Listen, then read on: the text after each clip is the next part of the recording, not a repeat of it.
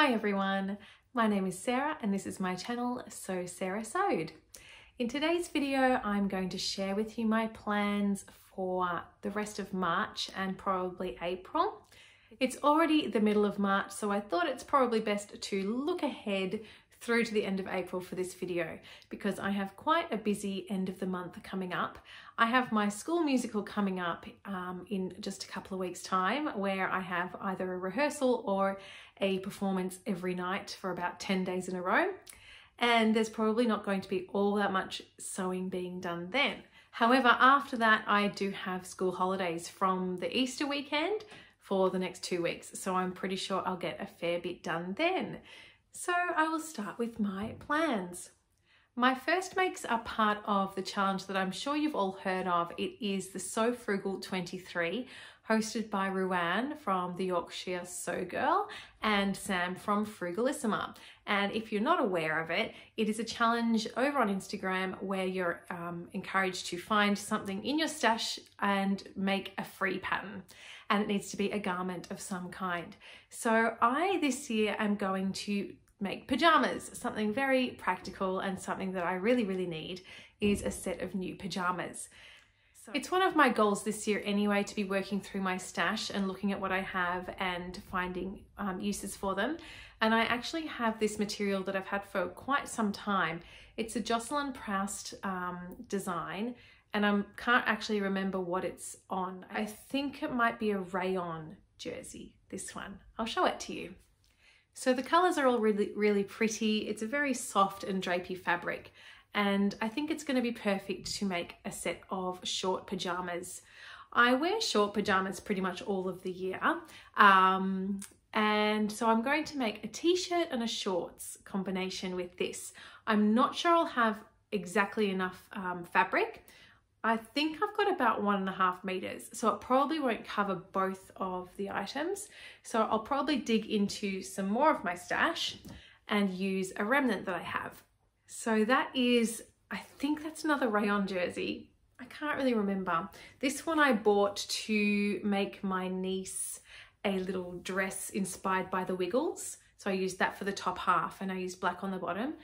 It's a remnant piece. I'm not sure how much I've got of it left, but hopefully with a bit of creative cutting, I can at least make part of my t-shirt or shorts out of this and this together. The patterns I've decided to use for these pajamas are patterns I have never used before. The top, I'm going to use the Closet Core t-shirt pattern. So this is a free pattern. I think it was released sometime last year. I've been meaning to make it because I love Closet Core patterns, but I haven't done so yet. And this one has 2 sleeve lengths to choose from, a long sleeve or a short sleeve. I'm going to make a short sleeve, and it also has 2 lengths to choose from, so a cropped version or one that finishes around the hips. I'm going to go with the length that finishes around the hips because I think I'll find that more comfortable to sleep in. There's not much else to say about this pattern. It has quite a high neck, and I'm looking forward to making it. In the interests of being as frugal as I could be, I decided rather than taking the A0 size to my local print center and getting it printed on A0, I used my photocopiers at work to photocopy this one off. I haven't stuck it all together yet, but I do have that ready to get started on whenever I have the chance. The other pattern I'm going to use, the pattern for the shorts, is the pajama shorts pattern by a company I'd never heard of before. So it's fun to discover something new for this challenge. And that company is called Life Sew Savory. So this pajama shorts pattern, you can use either a knit or a woven fabric for. It's just a short pair of shorts with an elasticized waistband. So hopefully nice and simple there as well. This one only came as like a print at home version. There was no copy shop A0 files or anything like that. So again, I have already printed this at work and I will get taping it together when I have the chance to. So hopefully by Easter, I'll have a nice, new, comfortable pair of pajamas from my stash. The other item I'm considering making for the Sew Frugal 23 challenge is a long black cardigan. Now, I bought some long black wool from the fabric store probably close to 2 years ago. with the idea that I would use it to make the Blackwood cardigan by Helen's Closet, but I just haven't got around to it. I actually have a very similar cardigan to that Blackwood cardigan. I think it was a Cook High one, if you know that brand, and it's just 100% wool, very slimline, close fitting. It's not one that you can wrap together, but it goes down to around my knees, and it's been a really, really handy piece in my wardrobe. I've worn it for years, but it has just been completely eaten and by moths. There's holes everywhere in it. When I wear it over black, it's not so noticeable, but it's kind of getting to a point where I probably shouldn't really wear it anymore. So I do really want to replace it with a new one because it's something that I will get a lot of wear out of. I remember seeing somewhere, maybe it was someone else's YouTube channel, someone had made a similar cardigan to the Blackwood cardigan, but it was a free pattern. And I can't remember what it was. And I've just been Googling it, but I cannot find it. So if you know of a long knit fabric cardigan pattern that's free, if you could please let me know, because I'm going to consider that one. The other one is the Slouchy Cardi by Peppermint Patterns. So that was created in collaboration with In the Folds. And I actually hadn't seen that one before, but when I was trying to find this other one, I came across it. And so that's more of a kind of a cocoon shape, which could be good too. So I might get around to making a long black cardigan for the Sew Frugal 23 challenge as well. The next thing I'm hoping to make is something that will just be a really, really good basic for my wardrobe. I've been meaning to make it for quite a while. It's fabric that I've had again for over a year, and it's just white bamboo that I got from My Design. I just want to make a basic t-shirt with this, but the basic t-shirt patterns that I've found and used in the past, I've always found them to have a neck that's just a little bit too high for my preference. So I was thinking about the things that I had made and my most comfortable neckline. I think my most comfortable neckline that I've ever made is from my Ebony dress, which is a knit pattern by Closet Core Patterns. It's just a really nice, not too high, not too low neckline. Actually, I think that pattern comes with a couple of different necklines. There is one scoop neckline, but I just prefer just the less low neckline. And I made a dress with this. I absolutely love where it sits.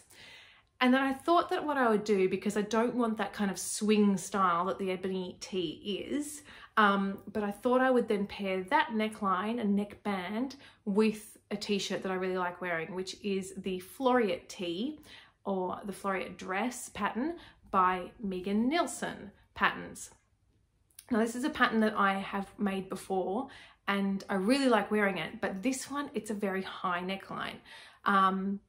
Yeah, so I thought if I take the sleeves and the body from the Floreat pattern and pair that with the neckline of the Ebony tee, I should end up with my perfect tee, I hope.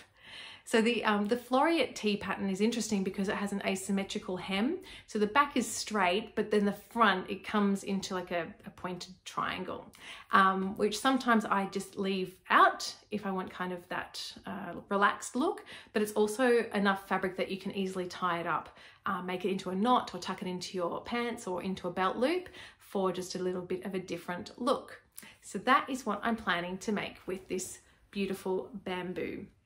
The other sewing that I'm hoping to start in March and April is a quilt. So I've recently just finished the quilt top of a hand-pieced quilt that I started in 2020. And I think that my next quilt, well, I've decided that my next quilt will not be hand-pieced. It will now be machine-pieced. So I think I used to really enjoy hand piecing because it was the sort of thing that you could do while you watch TV. It's very portable. And it's the way that I learned to make quilts. I did a course, must be over 20 years ago. When I decided I'd like to learn how to make a quilt, I did a course that was a hand-pieced quilt course. So that's all I really ever knew how to do. But now there are so many YouTube tutorials and quilt-alongs and that sort of thing that I think I'd really enjoy improving my machine-pieced quilting skills. I've only ever machine-pieced one quilt. But I think it'll be really fun to do a quilt along. So there's a pattern that has just been recently released by Jittery Wings. The pattern designer is MYPZ from Jittery Wings, and the pattern is called the Charade Quilt, and it's a very modern kind of looking quilt, and it's supposed to look, it's kind of like an improv kind of design, but it's not improv. It's supposed to, the overall effect is that it's kind of improvised. So I signed up for the quilt along and I've bought the pattern, and I've watched the very first video about choosing your fabrics. You can see the sample quilt that's shown on the front cover of the pattern. It's all using solids. The fabrics are all solid colors, and they're all kind of from the same sort of range of colors. So pinks, oranges, yellows kind of colors. And I was watching the video on how to choose your colors, and MYPZ specifically says choose solids or blenders. So fabrics that don't have big contrast between the colors.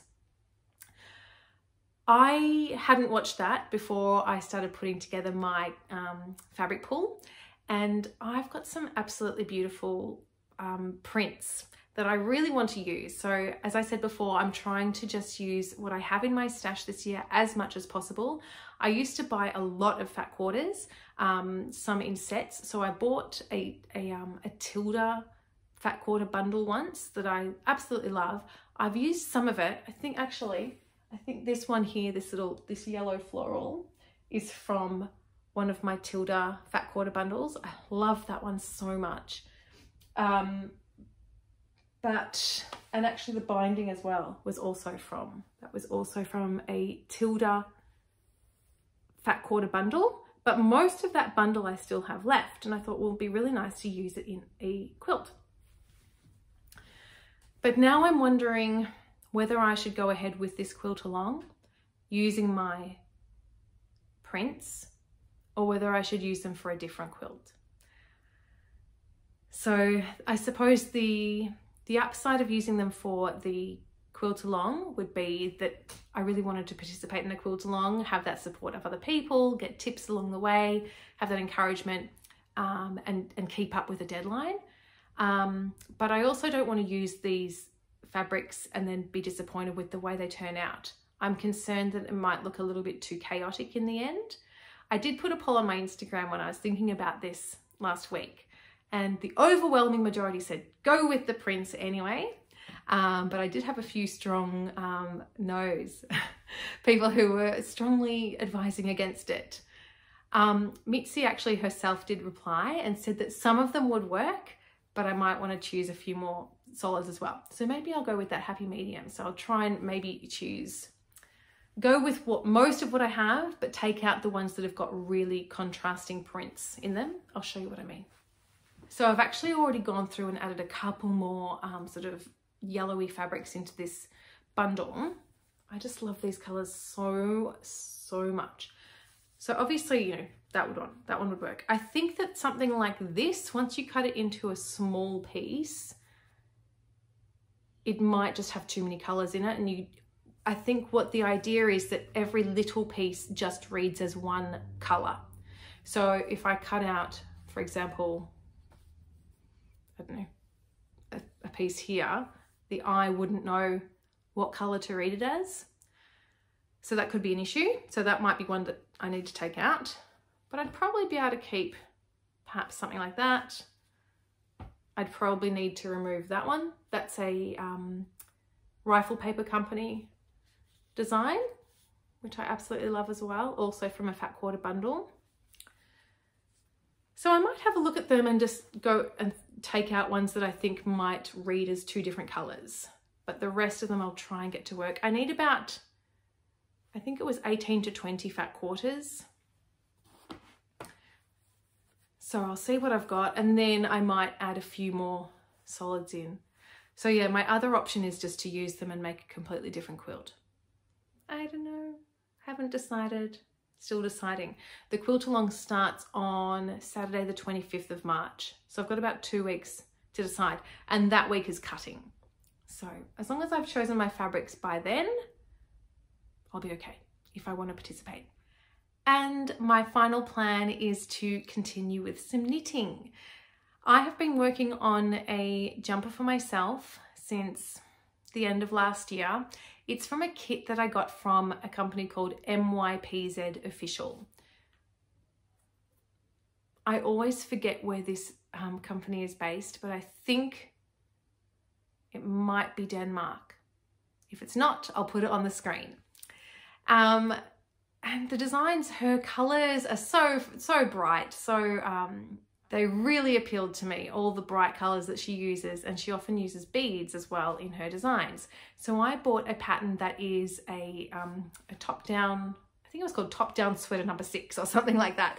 And it is just a round neck and then a cropped bodice with short sleeves and ruffles on the shoulders.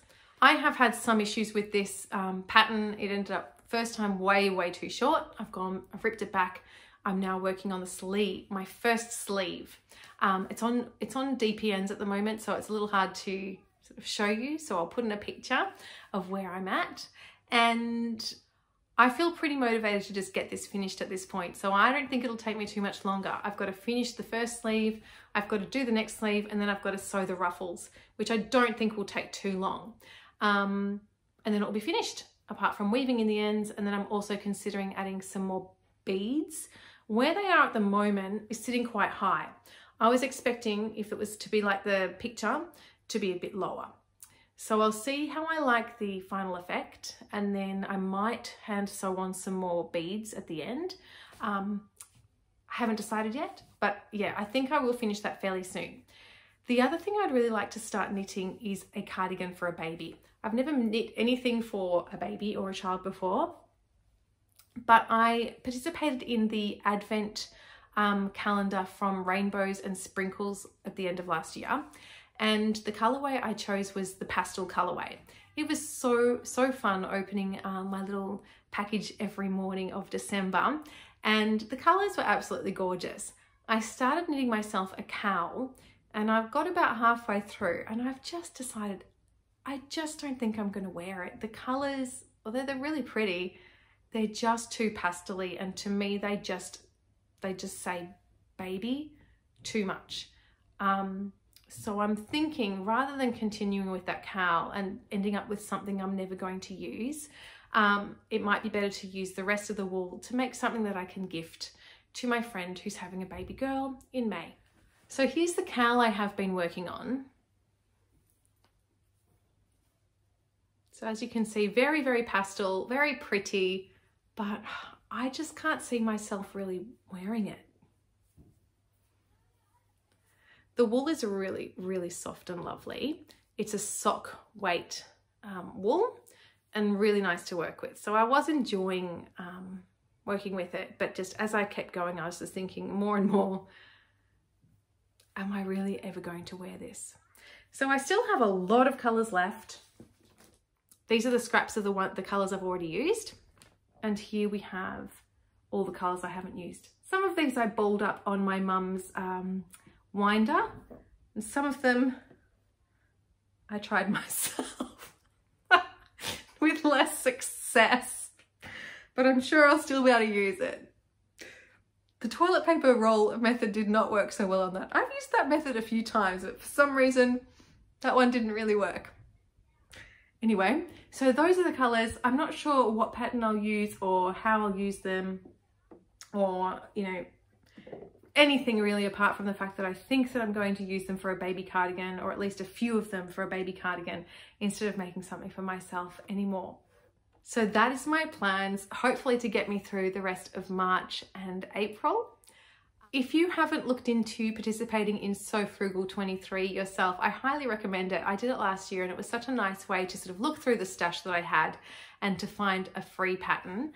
It's a very satisfying challenge to participate in. So I will look forward to getting stuck into these. I might go and do some more knitting now because I really am keen to finish that jumper, and I'll see you next time. Thanks for watching. Bye bye.